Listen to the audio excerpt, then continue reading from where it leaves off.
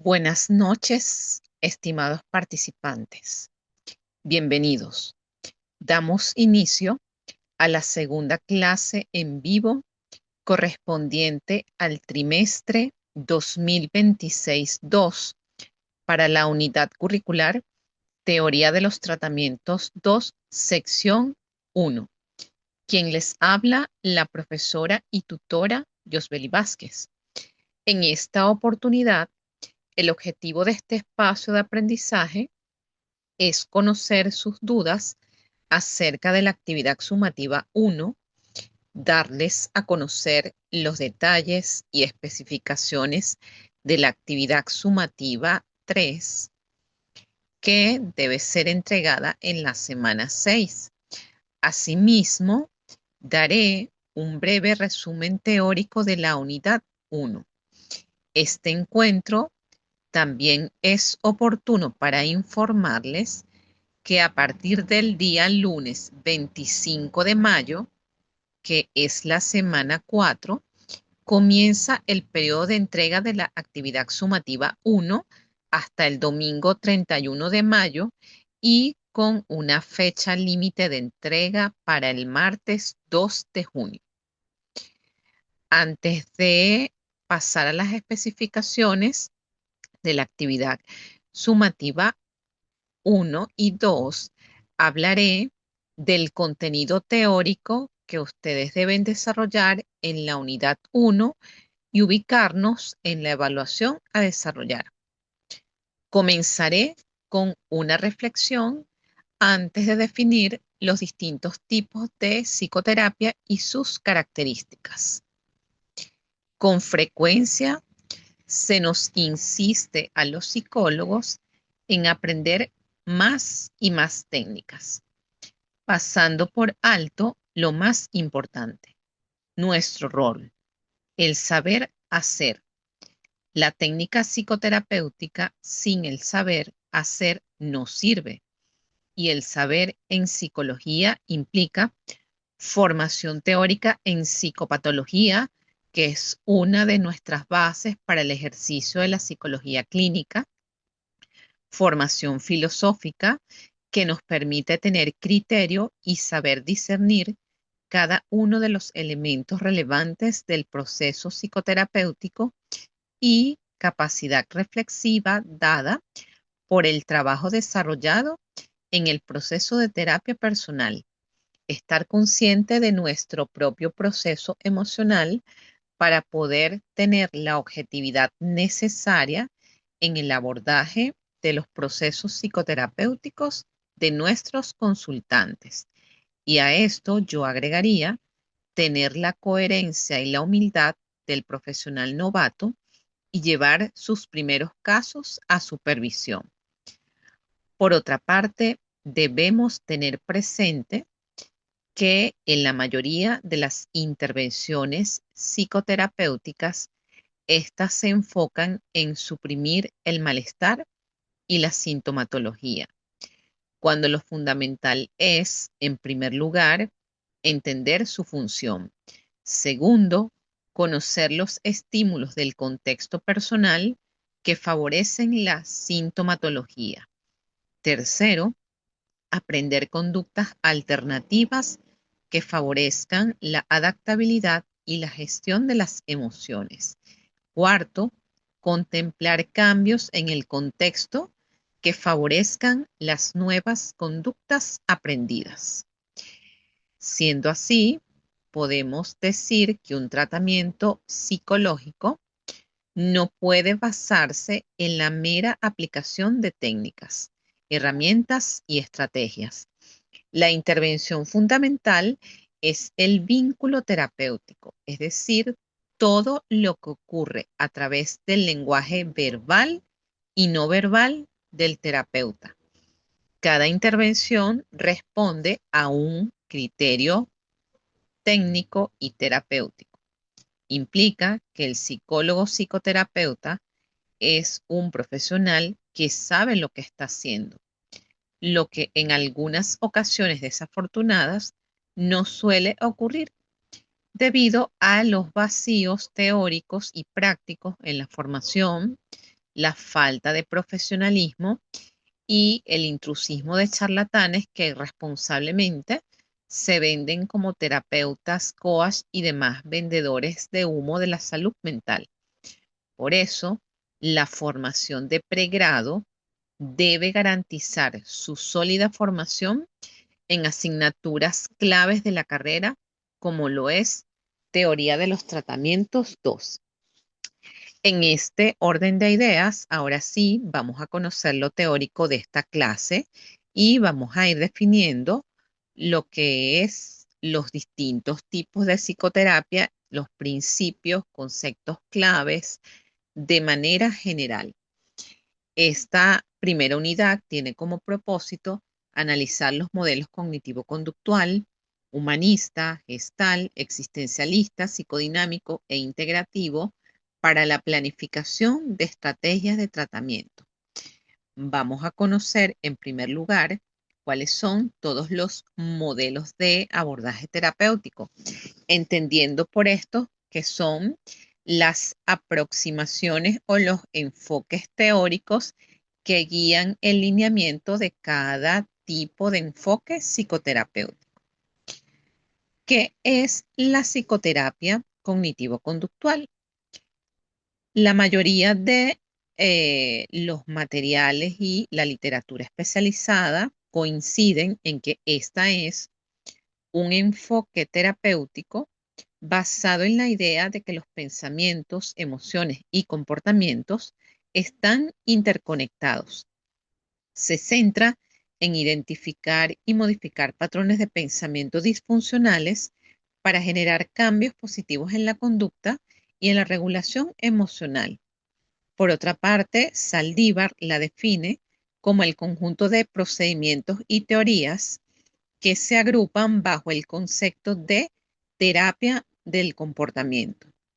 Resulta hoy en día bastante variado y abarca desde las teorías y procedimientos del condicionamiento clásico al instrumental u operante, así como elementos variados de las teorías del aprendizaje y demás ciencias afines a la psicología.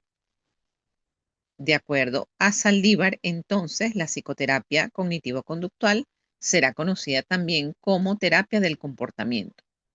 Por otra parte, se define como el conjunto de métodos teóricos y empíricos que han resultado del empleo sistemático del método experimental en psicología y demás disciplinas afines, empleados en los intentos de explicar y tratar los patrones anormales del comportamiento humano.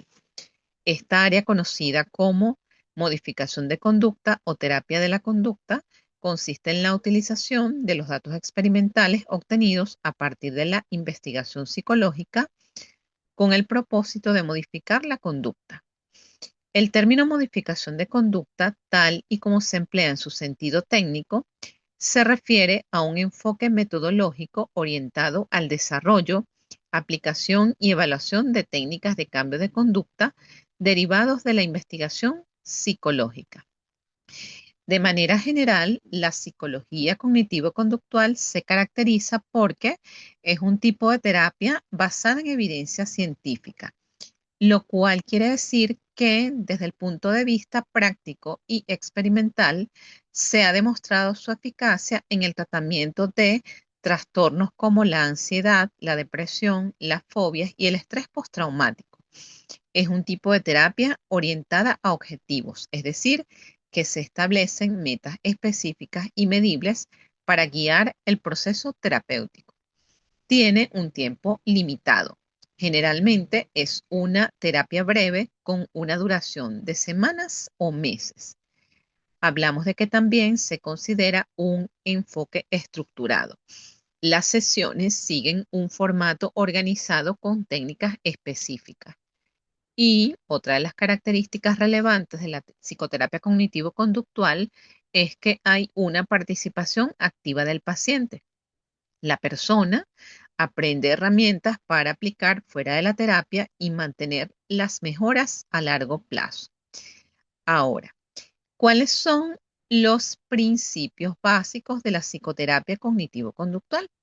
Los principios básicos de la terapia cognitivo-conductual son o están relacionados con los pensamientos, sentimientos y comportamientos que se considera están interconectados y que los patrones de pensamiento negativos y distorsionados pueden contribuir a la aparición de problemas emocionales y conductuales.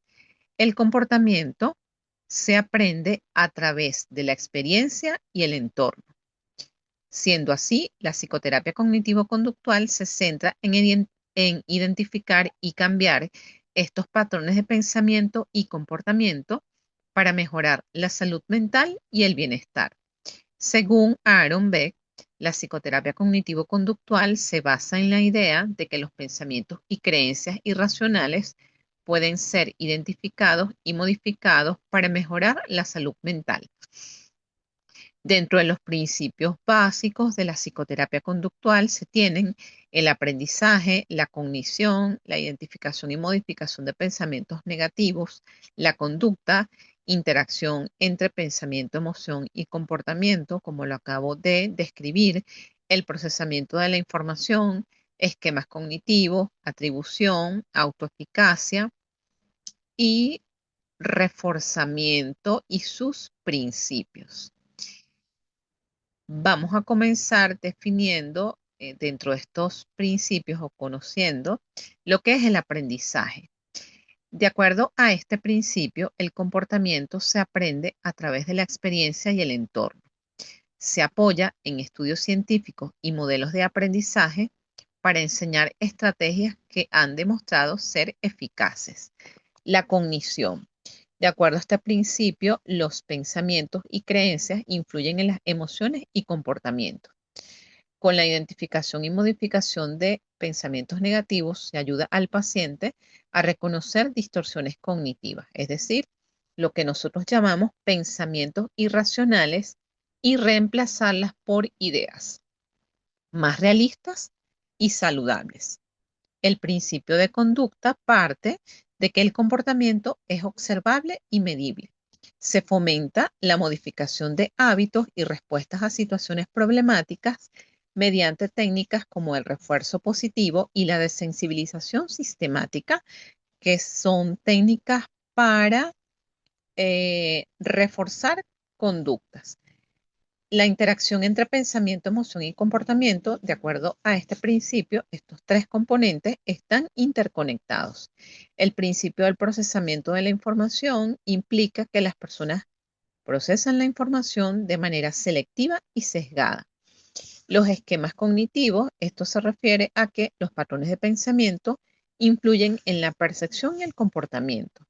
El principio de atribución parte de que las personas atribuyen significado a eventos y experiencias.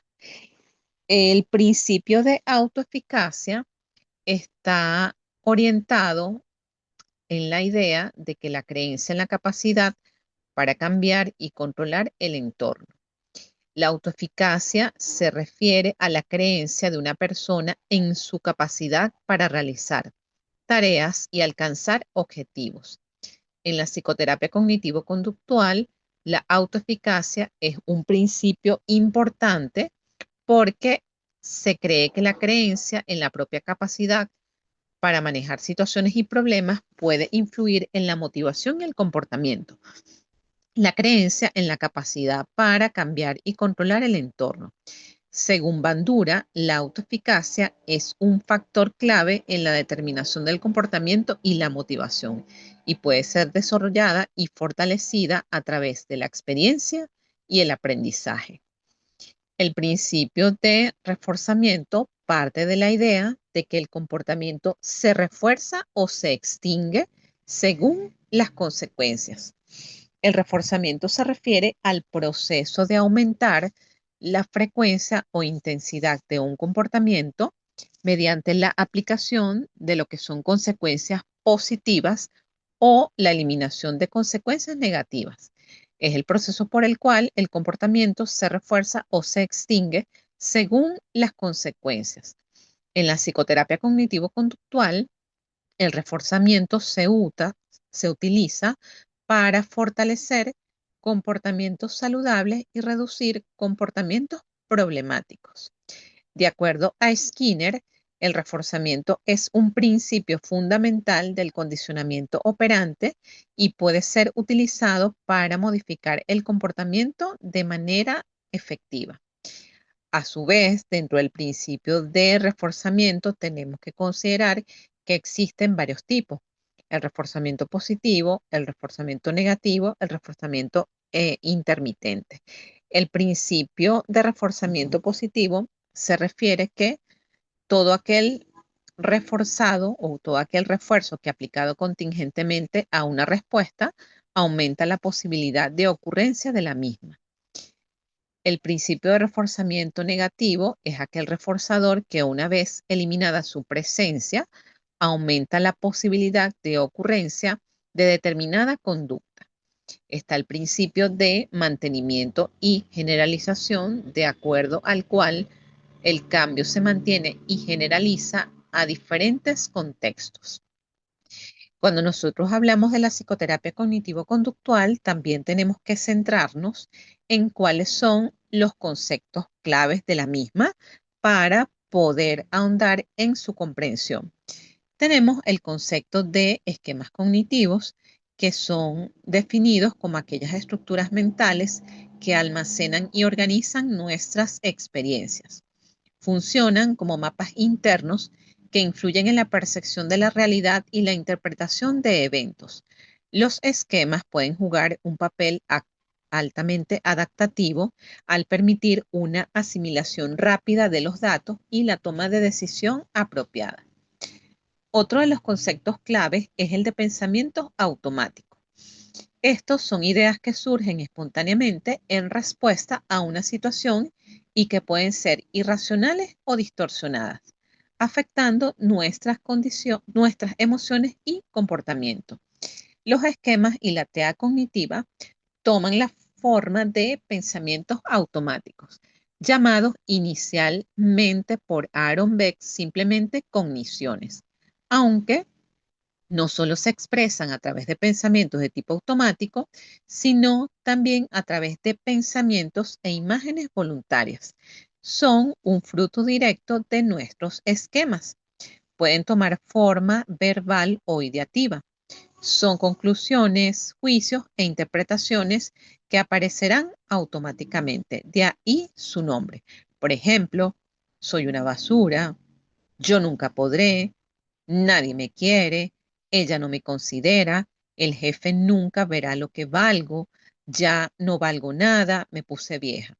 Estos pensamientos son involuntarios. Aunque el paciente quiera suprimirlos, no lo consigue.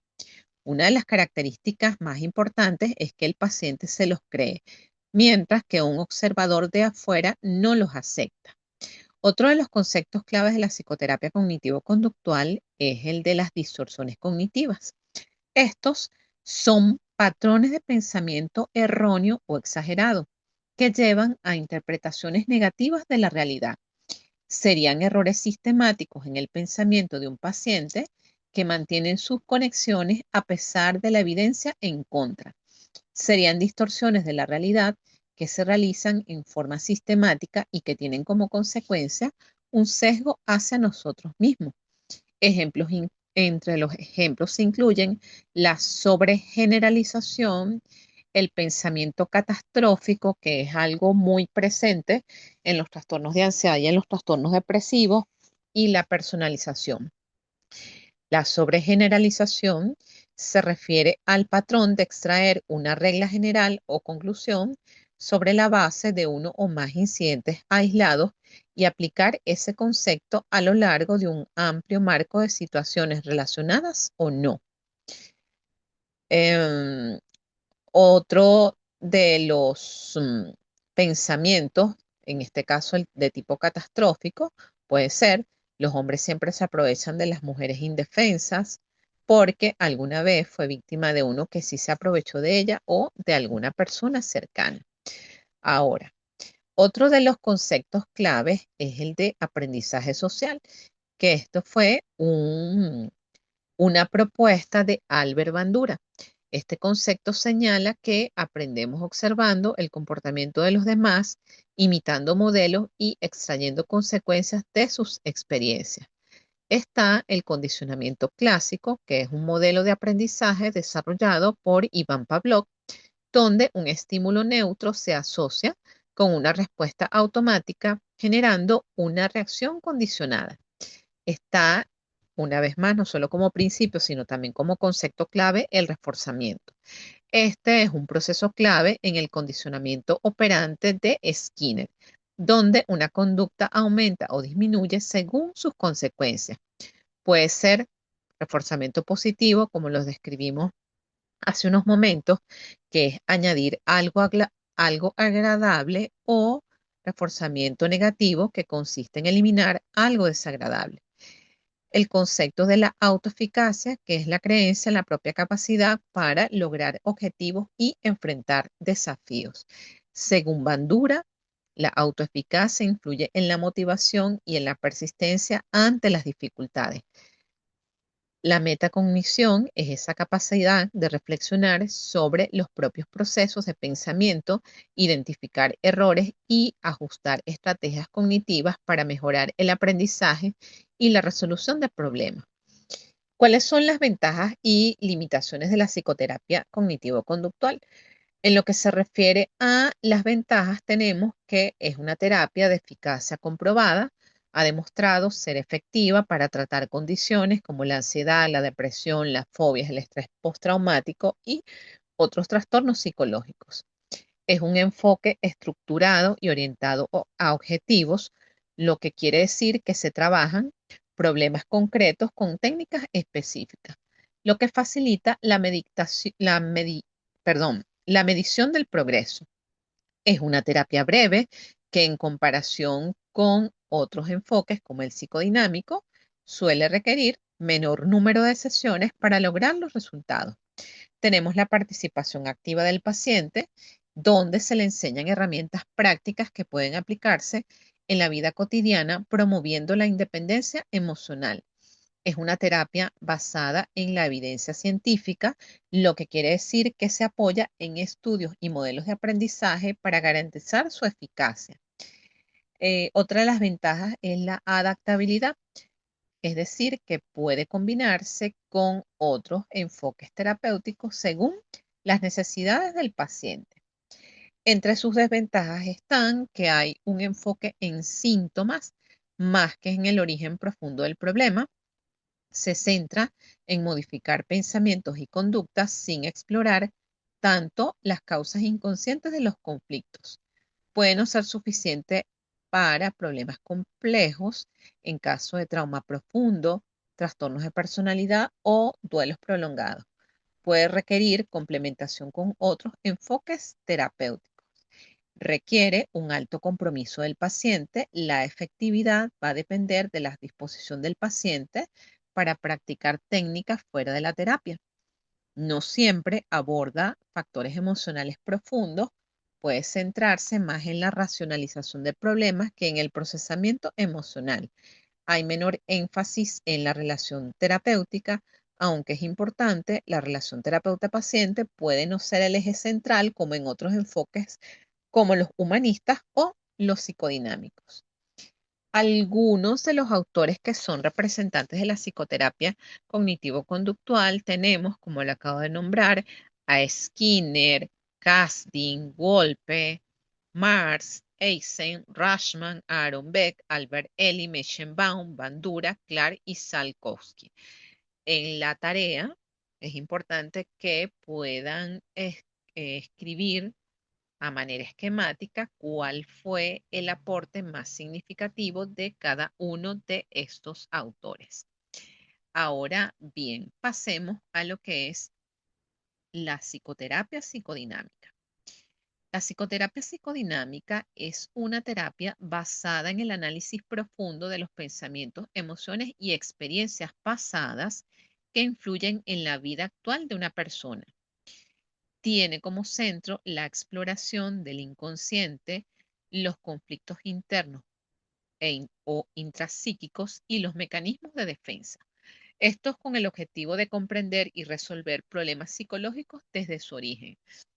En la psicoterapia psicodinámica, el inconsciente se refiere a los pensamientos, sentimientos y recuerdos que no están disponibles para la conciencia, pero que influyen en el comportamiento y las emociones. En otras palabras, el inconsciente juega un papel fundamental en la formación de pensamientos, sentimientos y comportamientos.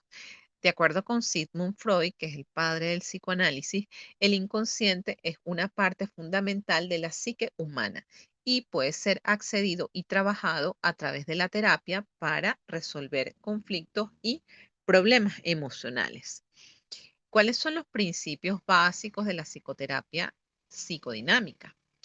El inconsciente, que juega un papel fundamental en la formación de pensamientos, sentimientos y comportamientos, y allí es donde radica la base de muchos de los conflictos que se traen como motivo de consulta.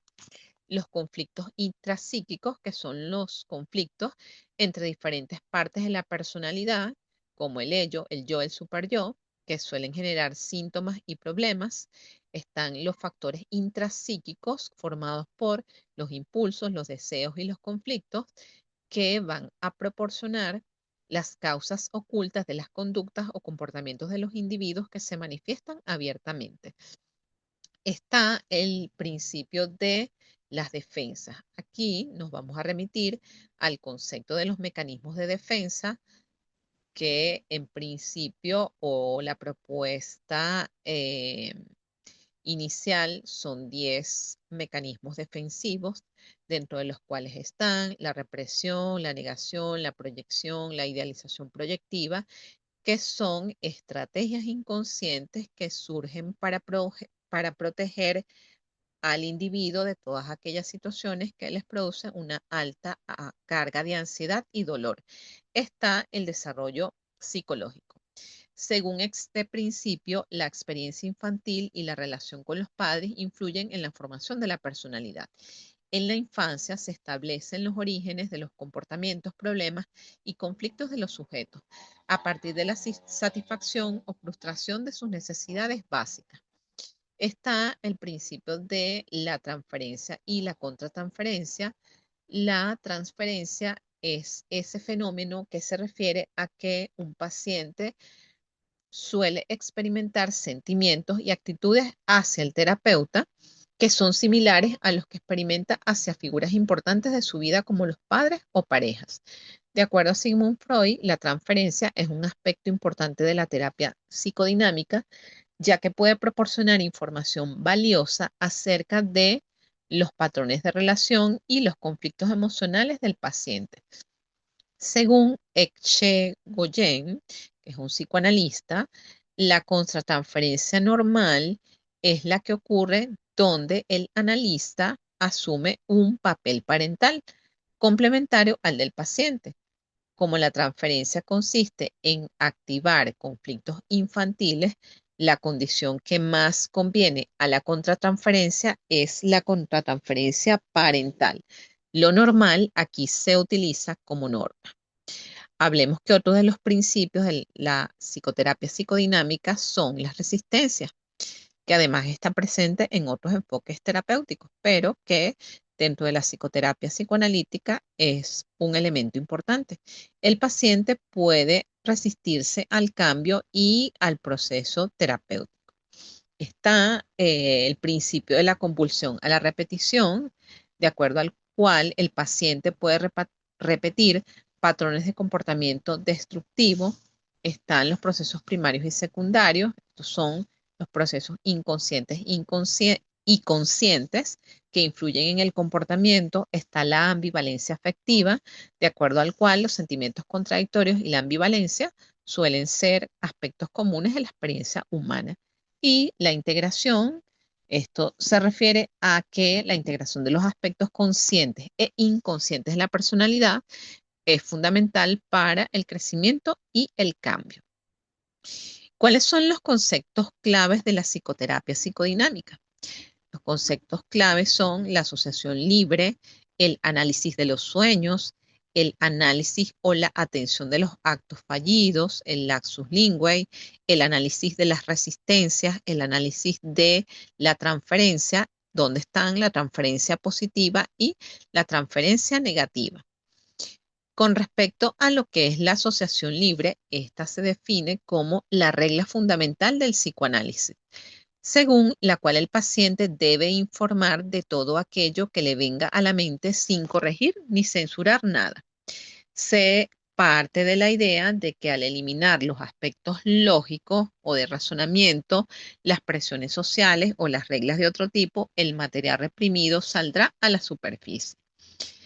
El análisis de sueño. Con respecto a este concepto, Freud consideraba a los sueños como el camino real del inconsciente, es decir, que era la vía para poder acceder al material que está presente en el inconsciente.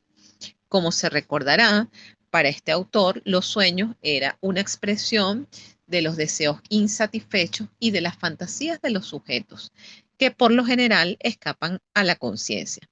El sueño tiene un contenido latente y otro contenido manifiesto, y es precisamente sobre el primero que se localiza el interés del analista. En la elaboración onírica de estos se encuentran presentes los siguientes mecanismos de defensa: el desplazamiento, la condensación, la dramatización, sustitución, devaluación y simbolización. Otro de los conceptos es el de del análisis o atención a los actos fallidos.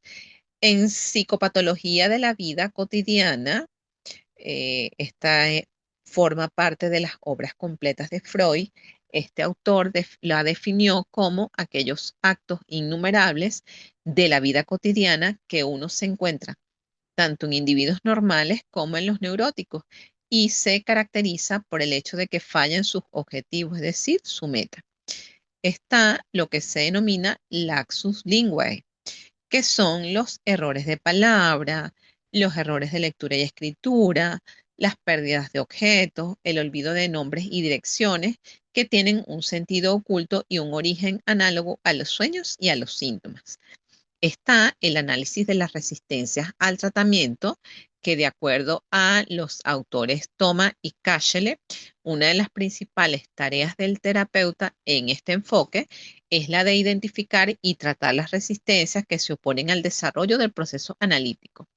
En el transcurso de la cura psicoanalítica, que es como se le conoce al proceso psicoterapéutico, no todo ocurre linealmente, es decir, sin dificultades, ya que el paciente se resistirá en varias ocasiones a los esfuerzos del terapeuta por hacer aflorar el material inconsciente, que esto en otros enfoques como la terapia de aceptación y compromiso es conocido como la evitación experiencial, es decir, que el paciente evita ciertos temas en terapia porque les suelen resultar perturbadores. Pero resulta que es precisamente allí donde radica un elemento importante que va a permitir la superación del conflicto y por tanto la cura tal cual como se le conoce desde el enfoque psicodinámico. Está el análisis de la transferencia. La transferencia efectiva es lo que ocurre, lo que posteriormente Freud llamó neurosis de transferencia, y constituye la fuente principal de la cual el analista obtiene el material que se analiza en el proceso psicoanalítico. La transferencia se puede manifestar en las siguientes formas: generar dependencia con el terapeuta, llegadas anticipadas a consulta, disgustos por la terminación de la consulta, esfuerzos diversos por tratar de agradar, es decir, cuando los pacientes nos llevan regalitos, caramelos, chocolates, aquí ya el paciente ha desarrollado lo que desde este enfoque se llama neurosis de transferencia. Interés por la vida personal del terapeuta, es decir, cuando empiezan a preguntar, y doctor, ¿y usted es casado y tiene hijos? Porque usted debe, angustiarse así como yo. Estas son, pues, manifestaciones de lo que es ese análisis de la transferencia. está lo que se denomina transferencia positiva, que es la que va a favor de la terapia. El paciente proyecta un afecto positivo, es decir, que identifica o asocia al terapeuta con su padre, su tío o una persona querida del pasado. Está la transferencia negativa, que es cuando el paciente proyecta afectos negativos, ataca al terapeuta, lo identifica con alguna figura negativa para él en su pasado. ¿Cuáles son las ventajas y limitaciones de la psicoterapia psicodinámica? Por las ventajas tenemos que hay una exploración profunda del inconsciente, lo que nos va a permitir identificar patrones emocionales y conflictos ocultos que puedan afectar la vida actual. Permite la comprensión de la historia personal a través del análisis de las experiencias pasadas, especialmente en la infancia, y cómo éstas influyen en el comportamiento y la personalidad. El trabajo con las emociones complejas, ya que ayuda a procesar sentimientos como la culpa, el miedo, la ansiedad y la tristeza desde su raíz. El análisis de la transferencia, que es un aspecto que va a permitir examinar cómo las relaciones pasadas impactan la forma en que la persona interactúa con los demás en el presente. Está el enfoque personalizado, es decir, que este tipo de terapia se adapta a cada paciente, explorando sus necesidades únicas en lugar de aplicar estrategias generales. Durabilidad en los cambios. Al abordar el origen profundo de los problemas, los efectos de la terapia suelen ser duraderos. ¿Cuáles son las limitaciones de este tipo de psicoterapia? Que el proceso es más prolongado y esto puede tomar meses o años para lograr cambios significativos desde o debido a la profundidad del análisis. Hay menos estructura en comparación con otros enfoques, pero yo tomaría esto así con pinzas porque psicoterapeuta que se respete, indistintamente de su enfoque, hace una planificación de cada sesión de terapia. Ahora, en el caso de la psicoterapia psicodinámica, aunque hacemos esa planificación de la sesión de terapia, pues usualmente, partiendo de la asociación libre, trabajamos también con lo que traiga el paciente. A diferencia de la terapia cognitivo-conductual, no sigue un esquema rígido ni metas inmediatas. Es de difícil medición de resultados. El progreso, de acuerdo a lo que postula la literatura y los críticos de este enfoque, suele ser subjetivo y menos cuantificable en comparación con enfoques basados en la evidencia científica. Hay mayor dependencia del terapeuta. La relación terapéutica es clave y si no es sólida, la efectividad puede verse afectada. Yo pondría esta limitación entre comillas, solo que como es un enfoque que suele estar bastante centrado en la relación terapéutica, obviamente puede generarse esta dependencia al terapeuta, pero es parte del mismo proceso según este enfoque. No siempre es adecuada para problemas urgentes. En caso de crisis emocional severa, como un episodio depresivo mayor o un episodio depresivo con ideación suicida, los trastornos de pánico, es necesario tener un enfoque más estructurado o inmediato.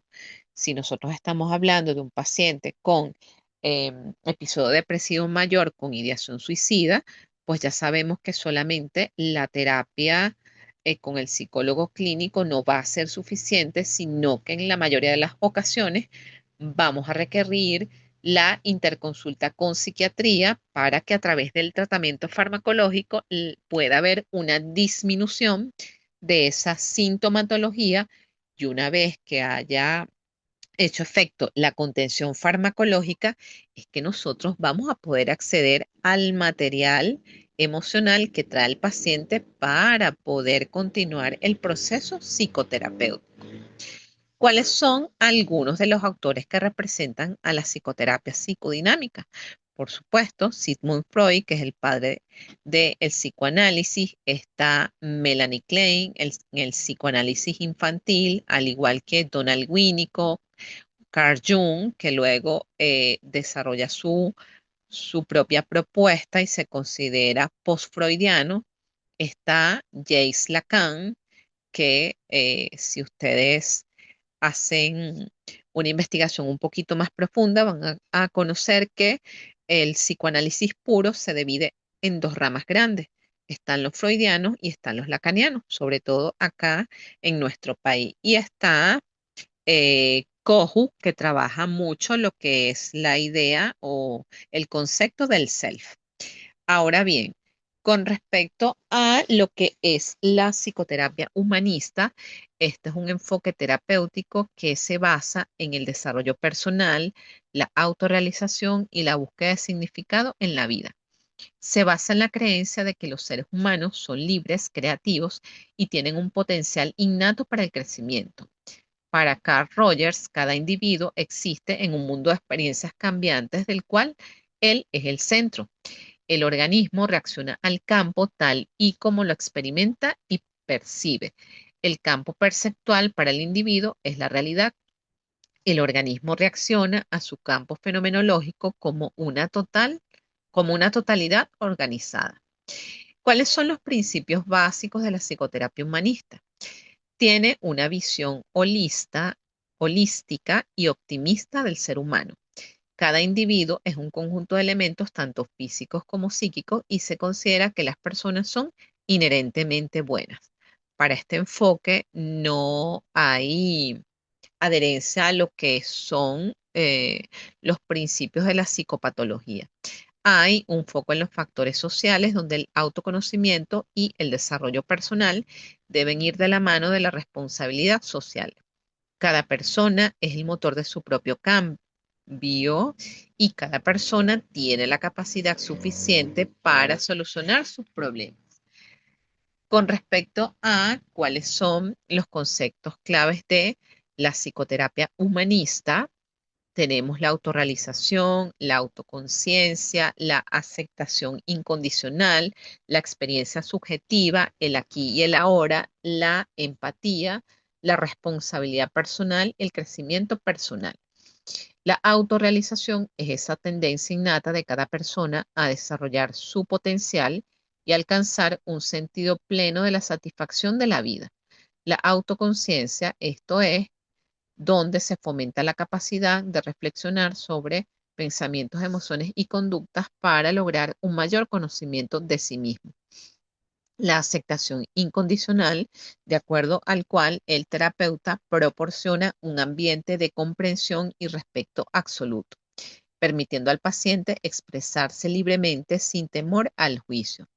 Experiencia subjetiva, cada persona interpreta la realidad de manera única, por lo que la terapia se enfoca en su percepción individual y no en diagnósticos rígidos.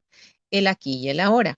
Se prioriza el presente sobre el pasado, impulsando al paciente a tomar control de su vida en el momento actual. Empatía. Para este enfoque, la conexión emocional genuina entre terapeuta y paciente es fundamental para el proceso terapéutico.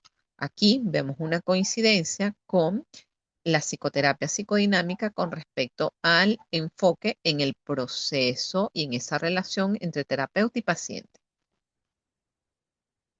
Está el concepto de responsabilidad personal, de acuerdo al cual se enfatiza que cada individuo tiene la capacidad de elegir sus acciones y asumir la responsabilidad de su bienestar. Está el crecimiento personal. La terapia humanista no se centra solo en aliviar síntomas, sino en ayudar al paciente a desarrollarse y mejorar su calidad de vida. ¿Cuáles son las ventajas y limitaciones de la psicoterapia humanista? Por las ventajas se tiene que favorece el desarrollo del potencial del paciente y ofrece el apoyo necesario para la autorrealización y la mejora del bienestar.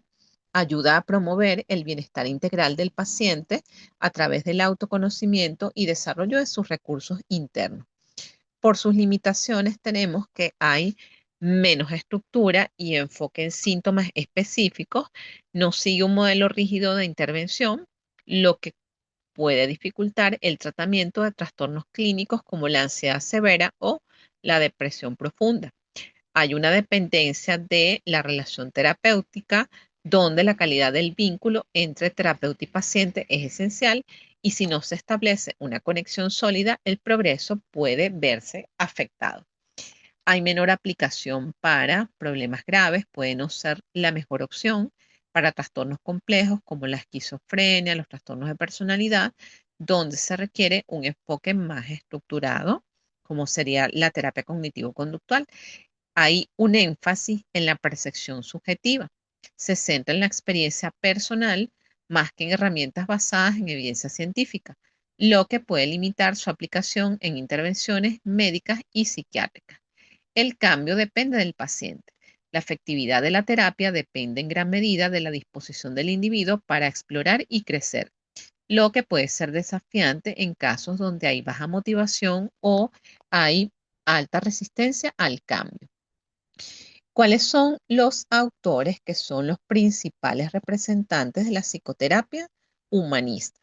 Tenemos a Gordon Allport, que ya sabemos es el padre de la psicología de la personalidad, Abraham Maslow con su pirámide de la jerarquía de necesidades y el concepto de autorrealización, Carl Rogers, que es el autor de la psicoterapia centrada en la persona, Ludwig Wiesganger, Medard Voss, Roger May, Viktor Frankl, Eric Fromm, Ronald Lyne. Ahora bien, en lo que se refiere a lo que es la psicoterapia gestal, esta se enfoca en ayudar a los pacientes a desarrollar la conciencia y el autoconocimiento. Y asimismo, lo ayuda a integrar sus experiencias para alcanzar una mayor autenticidad y bienestar. ¿Cuáles son los principios básicos de la psicoterapia gestal? Tenemos los principios psicológicos y los principios terapéuticos. Por los principios psicológicos tenemos el organismo entorno y el holismo. De acuerdo al holismo, se considera al individuo como un todo. Tenemos el principio de la autorregulación, de la conciencia, del aquí y el ahora, que es el enfoque en el momento presente, el concepto de figura-fondo, el de las polaridades o los opuestos, el contacto, la retroalimentación o feedback, la responsabilidad personal. La figura-fondo se refiere a la relación entre la figura, que es el objeto o persona que se enfoca, y el fondo, que es el contexto o entorno que rodea a la figura. En la terapia gestal, la figura fondo se utiliza para describir cómo las personas organizan y perciben su experiencia y cómo pueden cambiar su enfoque y perspectiva para mejorar su comprensión y bienestar. Según Frick Pearce, que es uno de los creadores de esta terapia, este tipo de terapia se centra en ayudar a las personas a tomar conciencia de su experiencia y a cambiar su enfoque y perspectiva para mejorar su bienestar. La polaridad se refiere a la idea de que los opuestos son interconectados y en cada aspecto de la experiencia se tiene su opuesto correspondiente. En la terapia gestal, la polaridad se utiliza para describir cómo las personas pueden integrar y reconciliar aspectos opuestos de su experiencia para lograr una mayor conciencia y bienestar. De acuerdo a Frick Pearce, la polaridad es un concepto clave en la terapia gestal, ya que puede ayudar a las personas a integrar y a reconciliar aspectos opuestos de la experiencia. Tenemos como principios psicoterapéuticos la conciencia, la experimentación, el enfoque en la relación terapéutica y la no interpretación. Dentro de los conceptos claves de la psicoterapia gestal está el darse cuenta. El darse cuenta, llamada también toma de conciencia, se acompaña también de la formación de nuevas gestal o nuevas formas, en este caso de formas o nuevas gestal. Eso permite la integración del aprendizaje. Con este darse cuenta, el individuo puede movilizar su agresividad de tal forma que los estímulos pueden contactarse, rechazarse, masticarse o asimilarse. El momento en que esta conciencia se forma es llamado contacto, que es el trabajo que resulta de la asimilación y del crecimiento. Es la formación de una figura de interés frente a un fondo o contexto de organismo ambiente. El otro concepto clave es del aquí y ahora. De acuerdo con esta terapia, se enfoca en la experiencia presente en lugar de explorar excesivamente el pasado o preocuparse por el futuro. Está el concepto de conciencia plena. Se busca desarrollar la autoconciencia, ayudando al paciente a reconocer sus emociones y pensamientos sin evitarlos. Responsabilidad personal. Se enfatiza que cada individuo es responsable de sus acciones y decisiones, evitando culpar a factores externos. Está el diálogo entre polaridades, donde se exploran las contradicciones internas del paciente, ayudándolo a integrar diferentes aspectos de su personalidad. Está la experiencia directa, se favorece la vivencia emocional y la expresión auténtica sobre la mera intelectualización de los problemas. Está el uso de las técnicas experienciales, se emplean ejercicios como la tan famosa y conocida silla vacía, las dramatizaciones o expresiones artísticas para aumentar la conciencia y generar cambios. Está el organismo como un todo.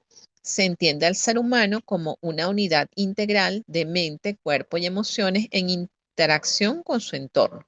Contacto y retirada, se examinan los patrones de interacción de la persona con los demás, identificando formas saludables y problemáticas de relacionarse. ¿Cuáles son las ventajas y limitaciones de la psicoterapia gestal? Dentro de las ventajas tenemos que fomenta la conciencia plena, es decir, ayuda a los pacientes a estar más presentes en el momento y a reconocer sus emociones en tiempo real. Promueve la responsabilidad personal. Se enfatiza que cada persona tiene el poder de decidir sobre su vida y sus acciones. Tenemos la expresión emocional auténtica, que permite que los individuos exploren y expresen sus sentimientos de forma creativa. Está el uso de técnicas creativas, emplea estrategias experienciales como la silla vacía, las dramatizaciones y el arte para trabajar conflictos internos. Está el enfoque holístico, donde se considera la integración de cuerpo, mente y emociones para un desarrollo completo. En este caso, hay una obra que es el libro El darse cuenta, que este libro tiene muchísimas técnicas de terapia individual, pero también de terapias grupales. Dentro de las limitaciones de la psicoterapia gestal, es un enfoque menos estructurado. Como ya se mencionó, al igual que en el humanismo, no sigue un esquema rígido de intervención, lo que puede dificultar el tratamiento de algunos trastornos clínicos. No se centra en el pasado, aunque puede abordar experiencias previas. Su enfoque está en el aquí y el ahora, lo cual puede ser limitante para quienes necesiten procesar eventos traumáticos de manera más profunda. Está la dependencia de la participación activa del paciente. Se requiere que el individuo esté dispuesto a comprometerse con el proceso terapéutico, lo que puede dificultar su aplicación en personas con baja motivación. Menos énfasis en la investigación científica. Aunque tiene fundamentos sólidos, algunos estudios consideran que la psicoterapia gestal no tienen tanta validación empírica como otros enfoques como la terapia cognitivo-conductual, y hace poco se presentó un debate donde en España la psicoterapia gestal puede ser incluso considerada como una pseudoterapia. ¿Cuáles son los autores que representan a la psicoterapia gestal? Max Wertheimer, Wolfgang Kohler, Kurt Kupfka y Fritz Perls. Recordemos que también la psicoterapia gestal pues tiene su base en la escuela psicológica llamada gestal. Ahora, hablemos de lo que es la psicoterapia existencialista. Este es un enfoque terapéutico que se basa en la filosofía existencial y se centra en la búsqueda de significado, la libertad individual y la responsabilidad personal. Considera que los problemas psicológicos surgen cuando una persona enfrenta conflictos relacionados con su existencia, como la muerte, la soledad, la libertad o la falta de propósito. Dentro de los principios básicos de la psicoterapia existencialista está la libertad y la responsabilidad individual, la búsqueda de significado y propósito, la aceptación de la incertidumbre y la ambigüedad, la importancia de la experiencia subjetiva, la relación terapéutica como un encuentro entre iguales, enfatización en el presente y la experiencia inmediata, el rechazo a la patologización y etiquetado. Dentro de los conceptos claves de la psicoterapia existencialista tenemos sentido de la vida, libertad y responsabilidad, ansiedad existencial, autenticidad, aislamiento existencial, mortalidad y finitud, relación terapéutica como espacio de exploración y búsqueda de significado. El sentido de la vida se refiere a que cada individuo debe encontrar su propio propósito y significado para vivir de manera auténtica. Libertad y responsabilidad se enfatiza que las personas son libres de tomar decisiones, pero también responsables de sus consecuencias. La ansiedad existencial, de acuerdo a este concepto, la incertidumbre y el miedo ante temas como la muerte, la soledad y el propósito son vistos como parte natural de la vida. La autenticidad se busca que el individuo viva conforme a sus valores, deseos y esencias, sin dejarse llevar por las normas impuestas. El aislamiento existencial, este concepto reconoce que, aunque las relaciones son importantes, cada persona enfrenta su propia existencia de manera única. Mortalidad y finitud. Según estos conceptos, se acepta la realidad de la muerte y esto puede motivar a vivir de una forma más consciente y significativa. Está la búsqueda de significado o búsqueda de sentido. Se trabaja para que la persona encuentre un propósito que le ayude a superar el sufrimiento y la incertidumbre. Aquí sería interesante que, si no lo han leído, el libro El hombre en busca de sentido de Víctor Frank, pues es una buena obra para que se reflexione como una persona, que además este autor era psiquiatra, estuvo en los campos de concentración y cómo se valió de buscar un propósito en la vida para poder sobrellevar esa situación de adversidad que es el estar en un grupo etiquetado. ¿Cuáles son las ventajas y limitaciones de la psicoterapia existencial? Dentro de las ventajas, profundidad en la exploración personal, fomenta la responsabilidad y la libertad individual, ya que empodera al paciente para tomar decisiones conscientes, asumiendo el control sobre su vida sin depender de factores externos. Dentro de las limitaciones, se le critica menos estructura en comparación con otros enfoques, puede no ser efectiva en crisis aguda, como los casos de depresión mayor o los trastornos de ansiedad generalizada. Puede requerir complementación con terapias más centradas en el manejo de síntomas. ¿Cuáles son los autores representantes de la psicoterapia existencialista? Tenemos a Rollo May, quien desarrolló la terapia existencialista en Estados Unidos, Irving Yalom, del cual les dejé una obra en los recursos de consulta de la unidad 1, autor de La teoría y la práctica de la psicoterapia existencial, James Buchenthal, quien desarrolló la terapia existencialista humanística, Amy van Dersen, psicoterapeuta existencialista y filósofa, y Kirk Snyder.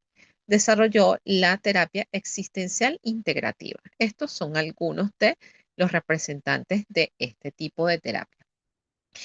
Ahora hablemos de lo que es la psicoterapia de tipo tanatológico. Esto es basado en lo que es la tanatología. Este es un enfoque terapéutico especializado en el proceso del duelo, la aceptación de la muerte y el acompañamiento emocional en situaciones de pérdida. Su objetivo principal es ayudar a las personas a afrontar el fallecimiento por la muerte, el fallecimiento de un ser querido, una enfermedad terminal o cualquier cambio significativo en la vida de una persona que implique una sensación de pérdida. ¿Cuáles son los principios básicos de la psicoterapia con enfoque tanatológico? La aceptación de la mortalidad, es decir, el reconocimiento de la inevitabilidad de la muerte. Es considerar la muerte como, y así lo es desde la psicología del desarrollo, como parte del desarrollo del ciclo vital, que es el fin del ciclo vital. Hay un enfoque en el duelo que se considera como un proceso natural para superar las pérdidas, importancia del apoyo social. A partir de este enfoque de terapia, se le da mucho valor a la red de apoyo para enfrentar las pérdidas, valoración de la vida, el tener una cercanía o una conexión con la muerte puede ayudar a valorar la vida. Hay un respeto a la individualidad donde cada persona experimenta el duelo de manera única, empatía y compasión que son fundamentales en la relación terapéutica. ¿Cuáles son los conceptos claves de la psicoterapia tanatológica? El duelo complicado, las pérdidas anticipadas, las pérdidas no resueltas, como en el caso eh, que vivimos todos a nivel social. Una pérdida no resuelta era el caso de esta señora, la madre de Víctor Quero, que acaba de fallecer. Para ella, hasta que ella no encontrase a su hijo, era una pérdida no resuelta. Ya sabemos todas las implicaciones que tuvo en su vida y en su salud, pues esta situación de su hijo. Otro de los conceptos claves es el trauma secundario, el crecimiento postraumático, la memoria y el recuerdo, la reconciliación, el significado y el propósito. ¿Cuáles son las ventajas y limitaciones de la psicoterapia tanatológica?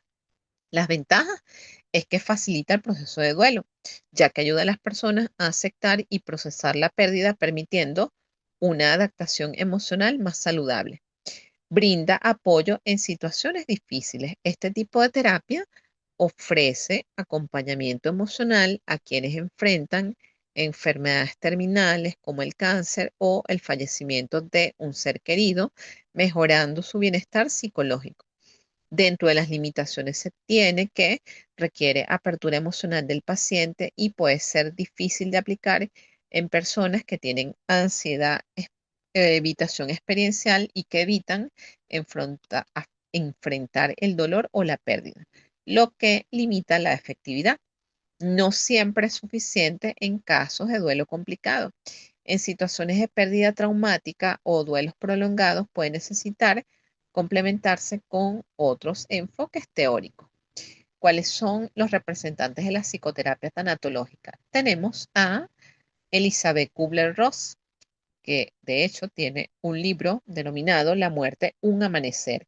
Esta autora es pionera en el estudio del duelo y desarrolló el modelo de las 5 etapas de duelo, dentro de las cuales están la negación, la ira, negociación, depresión y aceptación.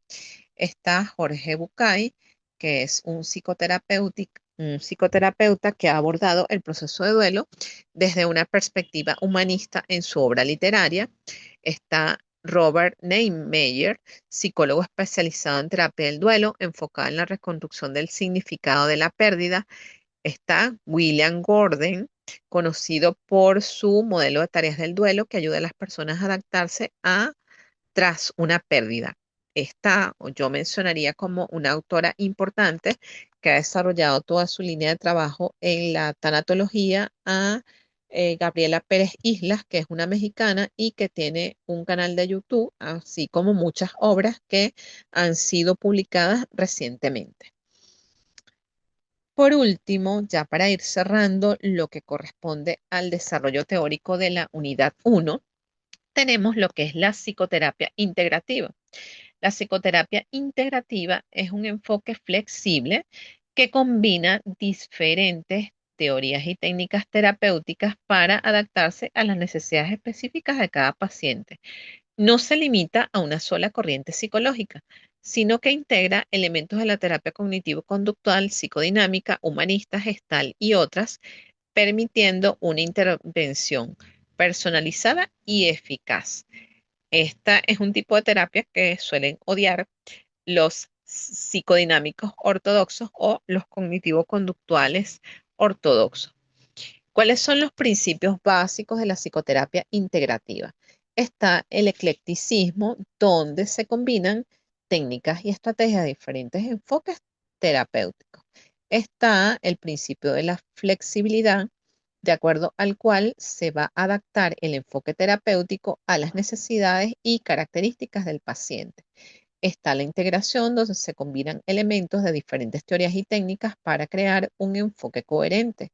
El holismo, eh, principio de acuerdo al cual se considera al paciente como un todo, enfoque en la relación terapéutica, aceptación y validación, autoconocimiento y conciencia, cambio y crecimiento, contextualización, considerar el contexto social, cultural y familiar del paciente, evaluación continua, ya que en la propuesta de este enfoque se evalúa continuamente el progreso del paciente de manera de ir ajustando el enfoque terapéutico. ¿Cuáles son los conceptos claves de la psicoterapia integrativa? La sinergia entre modelos psicológicos, relación terapéutica como eje central, autoexploración y autodescubrimiento, donde se fomenta que el paciente identifique patrones de pensamiento y conductas para generar cambios. A diferencia de las otras terapias, hay un énfasis en trabajar en la regulación emocional. Se busca mejorar la capacidad del paciente para manejar sus emociones de manera saludable. La flexibilidad metodológica, se pueden utilizar diversas herramientas como mindfulness, técnicas de exposición, análisis de sueño, diálogos internos o enfoque narrativo, dependiendo de lo que funcione mejor en cada caso. ¿Cuáles son las ventajas y limitaciones de la psicoterapia integrativa? En lo que se refiere a las ventajas, se tiene el de la flexibilidad y personalización. En este tipo de terapia se adapta a las necesidades individuales del paciente, combinando enfoques terapéuticos para ofrecer un tratamiento más eficaz.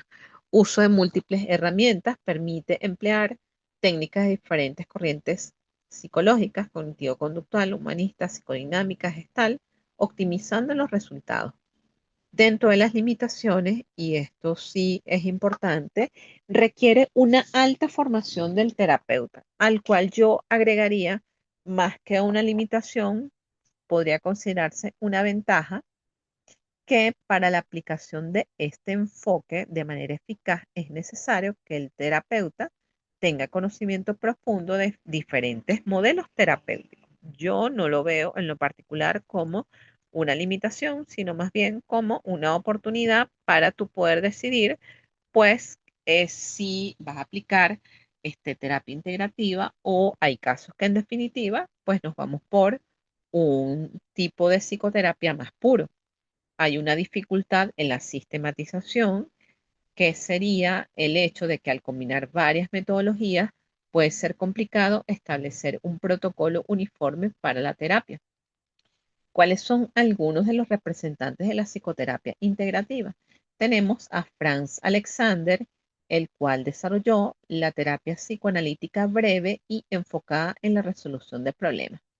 Tenemos a Marshall Linehan, que desarrolló la terapia dialéctico-conductual, que ha sido un avance importante en el abordaje del trastorno de personalidad límite, porque de hecho la misma autora presentaba o presenta esta condición, y en esta terapia se combinaron técnicas cognitivo-conductuales con principios de mindfulness y de la aceptación. Está Paul Gilbert con su terapia cognitivo-compasiva, Eric Berne con el análisis transaccional y James Prochaska y Carlo Di Clemente, que desarrollaron el modelo transteórico del cambio, que es uno de los que se está utilizando con mayor amplitud. Ahora, quizás no voy a profundizar en este momento lo que son las particularidades teóricas de la actividad sumativa 2, pero los invito desde ya a revisar el manual de psicoterapia breve, intensiva y de urgencia de Leopoldo Vela. Vamos a recordar la caracterización de la primera evaluación. Esta tiene como propósito analizar los modelos cognitivo-conductual, humanista, gestal, existencialista, psicodinámico e integrativo para la planificación de estrategias de tratamiento. Describe los modelos de abordaje terapéutico cognitivo-conductual, dinámico, humanista, gestal, existencialista e integrativo e identifica el enfoque tanatológico. La actividad sumativa 1 evalúa la unidad 1. En este caso, se hará a través de la realización de un cuadro comparativo argumentado.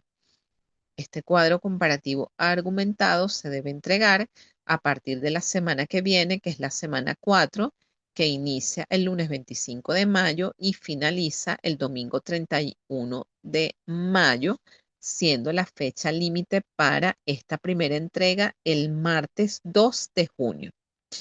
Deben realizar un cuadro comparativo. Un cuadro comparativo se utiliza para comparar dos o más elementos teniendo en cuenta sus semejanzas, diferencias o características distintivas. En este caso, les acabo de dar un panorama de lo que son los distintos tipos de abordaje terapéutico en lo que se refiere a sus principios, conceptos claves de cada enfoque, algunos teóricos de referencia deben identificar cuál es su aplicación en la práctica clínica. Cuando hablo de la aplicación de estos enfoques en la práctica clínica, es identificar y plasmar en su cuadro en cuáles condiciones o trastornos han resultado de mayor efectividad. Identificar lo que son las ventajas y las desventajas de cada uno de los modelos. Yo los describí algunos de manera general, pues ustedes tienen la oportunidad de ampliar la información. En la descripción de la tarea se les indica que la lectura básica para esta unidad es el de los tratamientos psicológicos guías de terapias de la Asociación Americana de Psicología. En este caso les dejé algunos materiales en base a los cuales ustedes pueden utilizar como recursos de consulta. Asimismo, dentro de la descripción de la tarea, en las disposiciones de forma, se les dejó la plantilla en base al cual ustedes van a desarrollar el contenido del trabajo. Este cuadro de los modelos de abordaje tiene todos los modelos: cognitivo-conductual, humanista, gestal, psicodinámico, existencialista, tanatológico e integrativo. De cada uno tienen que identificar los principios básicos, tal cual es como se los acabo de describir, los conceptos básicos para cada modelo, los teóricos de referencia, la aplicación en la práctica clínica, las desventajas y las desventajas. Por tratarse de un cuadro comparativo, van a explicar, puede ser dentro del cuadro o lo pueden hacer aparte si gustan, la argumentación del mismo. En este caso van a explicar la importancia de los enfoques teóricos en la psicoterapia y una reflexión final acerca de cómo los enfoques teóricos influyen en la práctica clínica y en la relación terapéutica. Los criterios de evaluación para esta tarea es el primero, que establezcan los criterios de comparación y los modelos psicológicos o situaciones a comparar, es decir, que pueden identificar todos los aspectos que se les señala. La representación esquemática de la información. Como pudieron darse cuenta a través de la exposición teórica de cada uno de los modelos, la información es muy extensa. Yo traté de resumirla y abreviarla para que ustedes tengan un abreboca de lo que significa cada uno de los aspectos y de los elementos de cada uno de los enfoques. Ustedes en este caso deben utilizar la capacidad de síntesis y de organización de la información. Argumentos extraídos que puedan identificar los conceptos más importantes de cada elemento a desarrollar en el cuadro, la redacción y la ortografía y las referencias bibliográficas. En este caso se va a evaluar con especial énfasis ese aspecto. Ahora, para irnos aproximando, una vez que ustedes finalicen su actividad sumativa 1, van a ir a desarrollar o a iniciar la actividad sumativa 2, que va a evaluar la primera parte de la unidad 2, y consistirá en la realización de una revista de psicología experimental.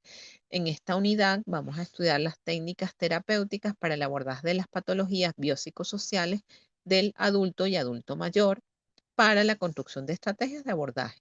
Por tanto, vamos a conocer las técnicas terapéuticas para el abordaje de las patologías del adulto joven y adulto mayor. Vamos a reconocer los protocolos para el abordaje terapéutico, que esto ya lo veremos para la actividad sumativa 3, aplicar las técnicas terapéuticas de abordaje para cada uno de los enfoques.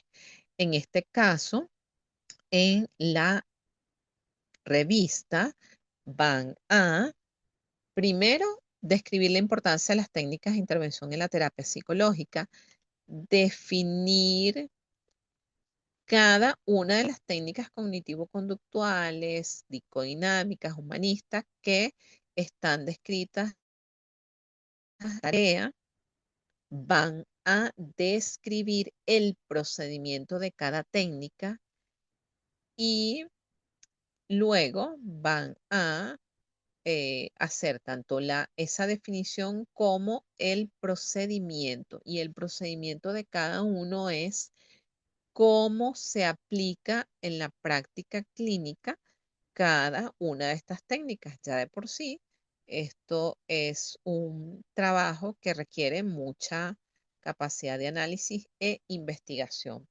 Con respecto a esta actividad sumativa 2, esta revista lleva su portada, contraportada, índice de contenido, la línea editorial, que ya cuando tengamos la otra actividad vamos a conocer en qué consiste, el contenido, que debe ser de 15 a 20 páginas, tamaño carta u oficio vertical.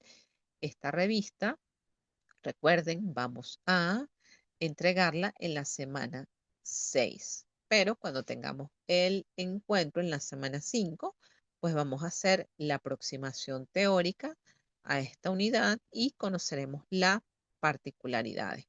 Esta semana 6 va desde el 8 de junio hasta el 14 de junio. La semana antes tendremos la tercera clase en vivo. Con esta descripción damos por culminada esta segunda clase en vivo para la unidad curricular Teoría de los Tratamientos 2, sección 1. Recuerden que si tienen otras dudas acerca de la tarea, del material bibliográfico, recuerden que me pueden escribir tanto a través de la mensajería del aula virtual o a través del foro de dudas, que a la brevedad posible les doy respuestas. Muchas gracias por su atención. Hasta el próximo encuentro. Que tengan feliz noche y éxito en la primera tarea.